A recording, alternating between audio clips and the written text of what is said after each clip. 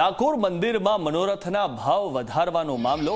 Dakor temple કમિટીએ સેવક પૂજારીઓ સાથે બેઠક યોજી અને બેઠકમાં ડાકોર ટેમ્પલ કમિટીની નવનિયુક્ત ટ્રસ્ટી હાજર રહ્યા.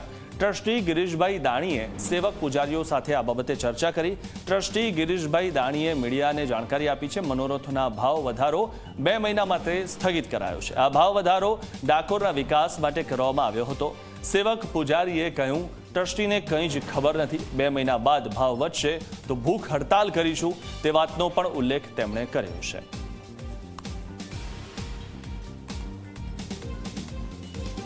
હવે જુઓ, મંદિર આપણું ડાકોરનું મંદિર કેટલું બેકવર્ડ ગણાય છે. જાઓ દ્વારકા જાઓ સોમનાથ જાઓ. અરે હું તો કહું છું, આ બધું બરોડા કરે છે એ મંદિર પાવાગઢ છે, કેટલા રૂપિયા ત્યાં આવે છે. આ મંદિરની આવક થોડીક બી સુધરશે તો અહીંયા તો નગરપાલિકા કોઈ કામ કરતી નથી.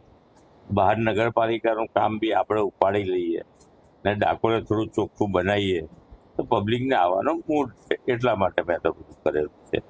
એટલે આ લાગો જે વધારશો એનાથી પૈસા આવશે એ પ્રજાહિતમાં વપરાશે.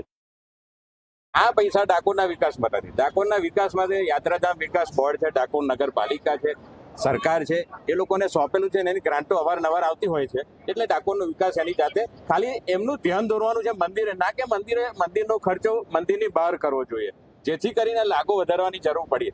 લાગો એટલા માટે અમે ના કહીએ છીએ કે મંદિરની અત્યારે મંદિર પર કોઈ આફત નથી કે કોઈ એવી ઇન્કમ સોર્સિસમાં ઘટ થઈ હોય મંદિરને.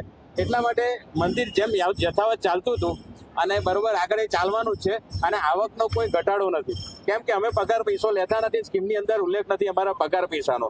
અમે કેવલ અમારા વારાના અધિકારી છે, ઠાકુરજી પાસે બેસવાના અધિકારી છે ને અમે પ્રસાદના અધિકારી છે. પણ અમે જે યજમાન વૃત્તિથી જોડાયેલા છે એટલે ક્યાંક ને ક્યાંક જ્યાં જ્યાં લાગો વધ્યો છે ત્યાં અમારા પેટ પર પાટું પડે એમ છે. એટલા માટે અમે ટ્રસ્ટ મંડળનો વિરોધ કર્યો.